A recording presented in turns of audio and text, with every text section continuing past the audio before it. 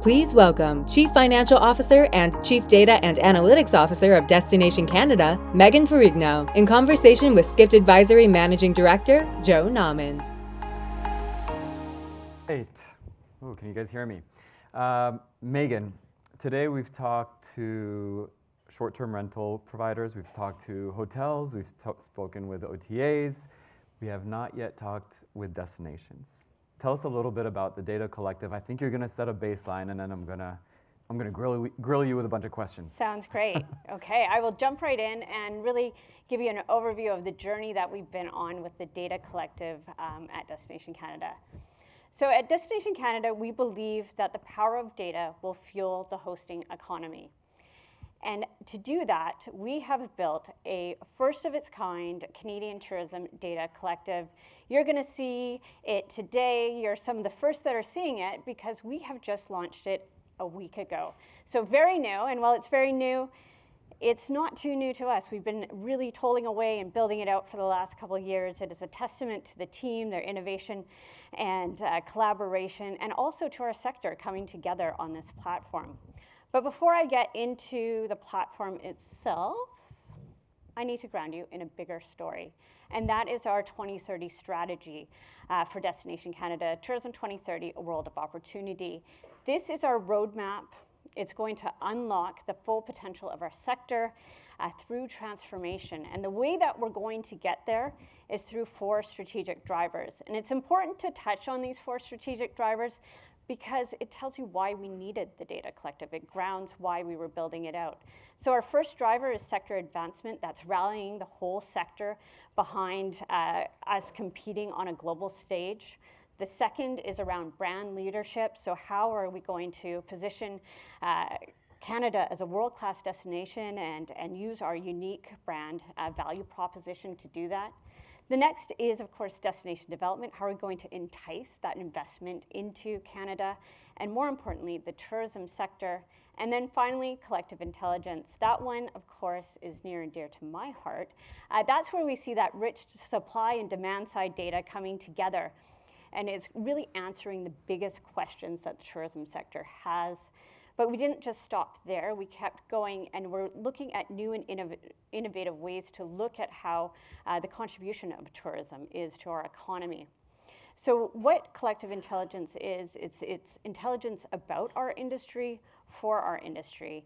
And this positions where the whole Data Collective can come in because it's going to level up. It's going to power all of the other drivers and make them work that much harder. So when we think about why we developed the Data Collective, I need to take us back, and I need to take us back 4 years. I remember that time vividly because I had just started at Destination Canada, and when crisis hit, it really had a lot of us looking back at our operations and what that looked like. For me, it was that we had a heightened reliance on data, and we were using that to make critical decisions, but at the same time, it started to expose some cracks in our foundation. When we thought about it, I would get a deluge of questions every day. Some of the questions were really easy to answer. I had the data on hand at my fingertips and I could respond.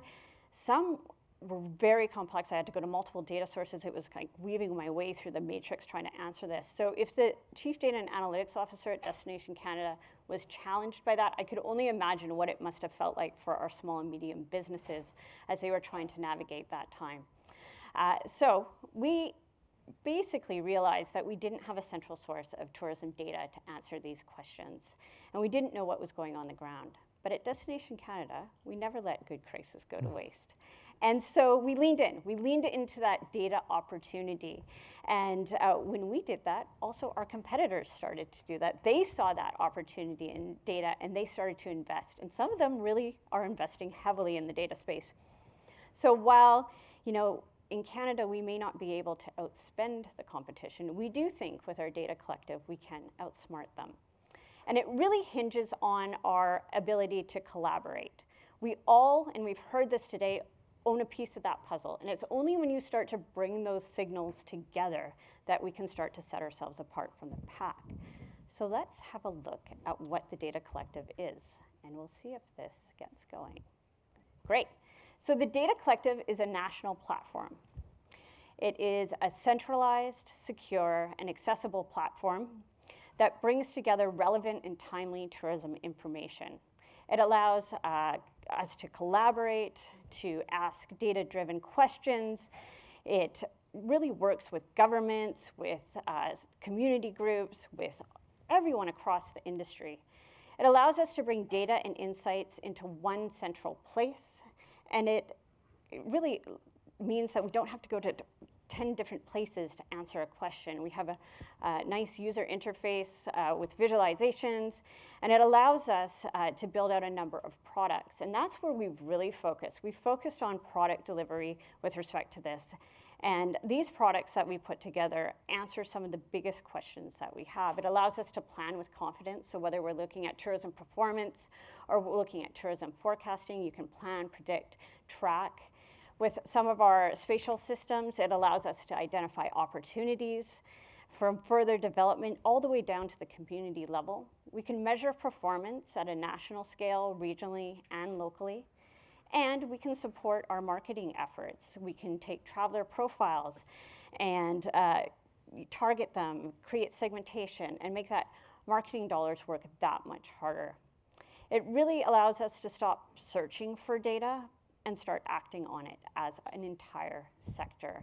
So that was the great thing about bringing all that data together for the Data Collective. And as we started to do that, we knew we couldn't do it alone. And we started to work with some of the biggest, brightest across Canada. It was important to use our breadth and scale to forge relationships with some of the biggest data suppliers, credit card companies, online booking platforms, tech giants. We worked with our statistical agency. It was important to have that statistical foundation. We had support from our government. We found a future-enabled tech stack. We engaged stakeholders, and we started to collect data. And when I say we collected data, we collected so much data. We actually have 8.9 billion rows of data within the Data Collective. It covers 175 data sources, and because our data needs to be as diverse as the people and places in Canada, it covers 5,000 regions, and it's available in both official languages. But we didn't stop there. We have an AI engine built into our data platform, into that tech foundation, so it means we're going to get smarter, stronger, faster as we go. That suite of data products means that we can be smarter as marketers, more successful as destination developers, and more efficient as operators. The Data Collective allows us to bring leading research, forecasting, spatial analysis, analytics to more than 200,000 tourism businesses across Canada. Better data leads to better insights, that leads to better decisions. And we are hoping that this becomes the beacon of light that spurs Canadian innovation and allows us to compete on a global stage. And that is the Data Collective. Run through, quickly. Oh, we get some claps in the audience too. There I'll you take go. a clap. All right, now I'm going to ask you the hard questions though. Tell me right off the bat, you've been on a whirlwind tour these last couple of weeks. And you said it's only been launched about a week ago, but I know you've been testing it for quite some time before. Tell us a little bit about the uptake and how are people using it? Yeah, so early days, but it's really exciting. We're picking up a lot of momentum. We have 40 DMO partners that have partnered with us and signed on. We're seeing our average daily users really start to pick up. We won an AI for Good award, so a lot of great momentum. But as we started to launch and get out there and talk to people, we're starting to see a lot of use cases start to emerge. Some of them around, a lot of them are grounded in being able to talk about the economic impact. Others are allowing us to benchmark and do comparative analysis. Some have used it to inform their board presentations and board discussions. But the ones that are really striking for me are the ones that are grounded in opportunity identification. And so we just had an email yesterday from some rural community that said, hey, we never had this tourism data about our community before. This is really going to change the way that we can position tourism within our community. We had one of the townships, they had 3 different opportunities on the horizon, and they got the data collective and they were able to bolster those business cases, create that investment prospectus, and really position their ideas. So we're seeing really hard, tangible results right off the bat, which is great. But what it tells me is that we've lowered that bar. We've lowered the bar to access, and they're starting to use the data in their decisions. And more that use it, we're seeing that those decisions are starting to be made at scale. And we talked a lot about competitive advantage this morning. And when you start using those insights at scale, that's going to drive competitive advantage. And tell me a little bit more about the 200,000 businesses as well that might be using this as well. Yeah, so we really wanted to make it accessible for our 200,000 businesses across Canada. So we were very cognizant about how we pulled it together. The user interface is accessible and engaging. We wanted people to keep coming back. The way that we built out the data collective was through data products.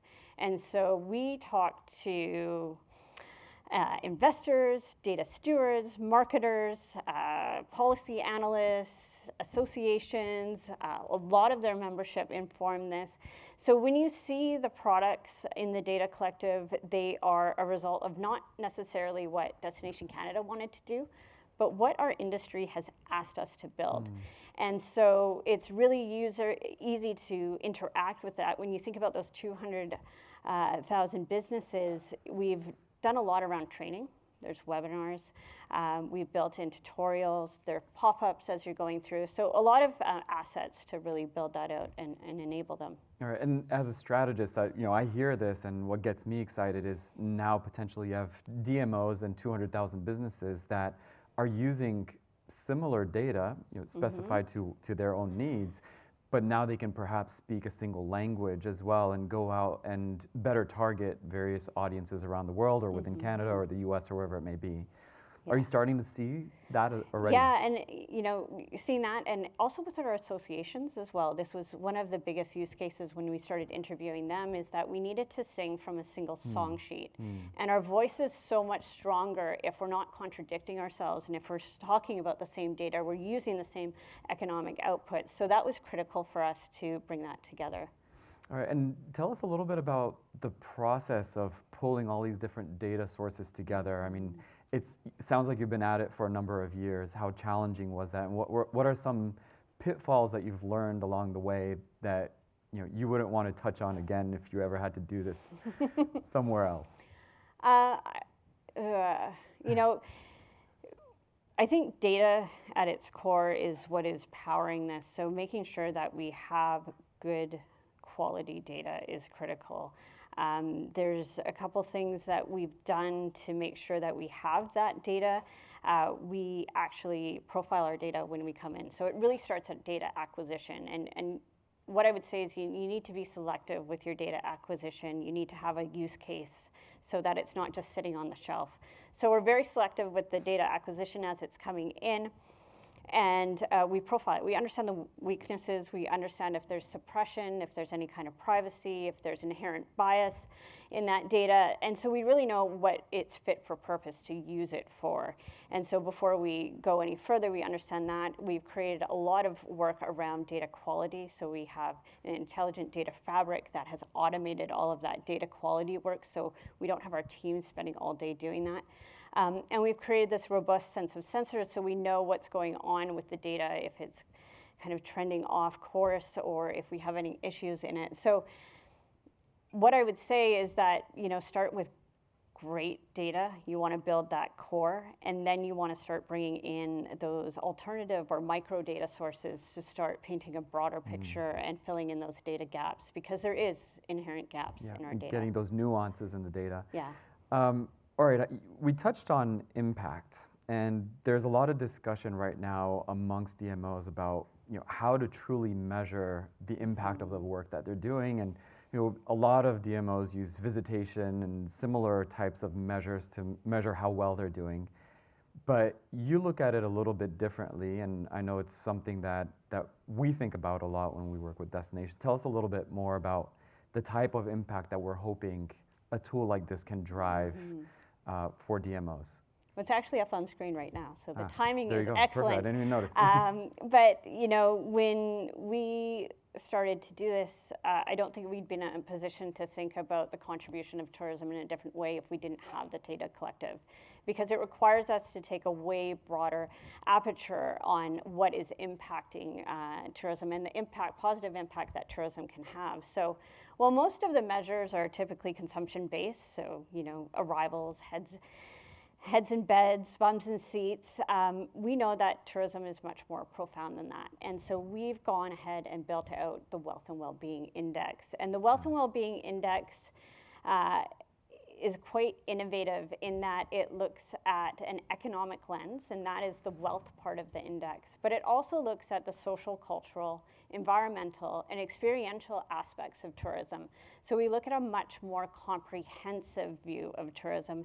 And while we can look at benchmarking and we can look at different aspects, it's not about crowning a winner necessarily. What it is about is finding best practices and thinking about how we can start using those in other regions of Canada, and so we can level up everyone.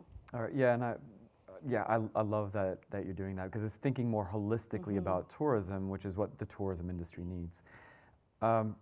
Kind of a side question. When you were doing your research on this, what were some other destinations that you came across? I'm sure you did some benchmarking on what they were doing. I did. What were your findings from that? Yeah, I think what's quite distinctive about our platform is that product-based approach. A lot of the other national tourism organizations or countries are looking at it from an open data platform, and that is fantastic. That is going to power a lot of what's going on. But we've taken that in. That's why we worked with our statistical agency. So we have that strong base of data. We have it available there, but then we took a product-based approach. Some of the other national tourism organizations are focused from more of a marketing lens, so a product inventory and able to push that into different marketing channels. And so we've kind of checked off a number of boxes. We've got the data in the back end. We've created products that our users can easily interact with, and we can support our marketing through a lot of the work that we're doing around segmentation and our traveler research programs. All right, I'm going to switch gears and get to the second topic of the Skift Data and AI Summit. But before I do, I just want to remind the audience, if you do want to send us your questions, we'll be taking 1 or 2 questions towards the end here.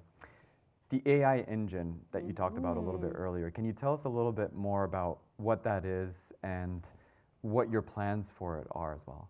Yeah. Lots of plans in this space, but we have AI embedded throughout the data collective.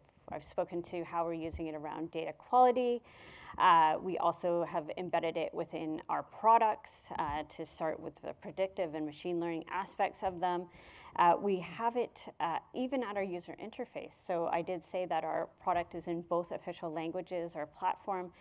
Well, we did that with AI. And so we saw big gains by doing that. It reduced our translation by 98%. It saved over 500 business days. So while we still maintained a human in the loop, we were able to move so much faster and launch that much faster.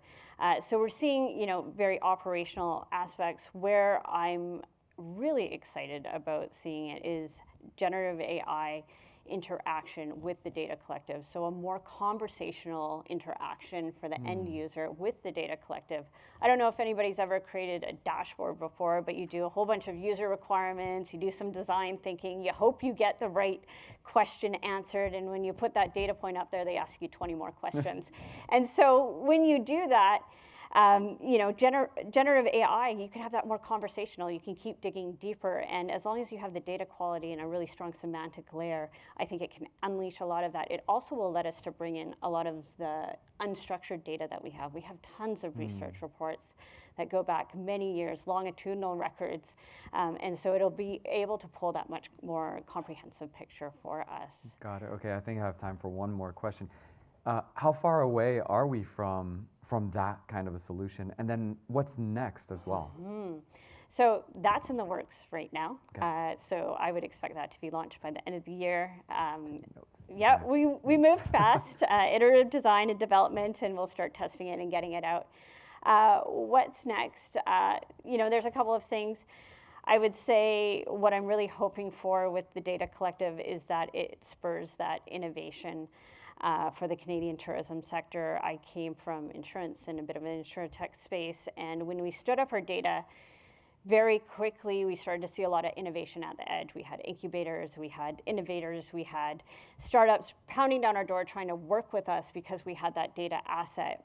And I'm hoping that with the Data Collective, we've got that data asset now. How can we start innovating around that central brain that we've created and really level up the tourism industry in Canada so that we compete on a global scale? All right. Well, Meaghan, your enthusiasm for what you've built, first of all, congratulations, but your enthusiasm is contagious as well. I hope a lot of destinations sort of figure this out as well. But after a little while, let you guys stand out. Yeah, exactly. Right, well, thank you very much, and help me in thanking Meaghan on the stage here.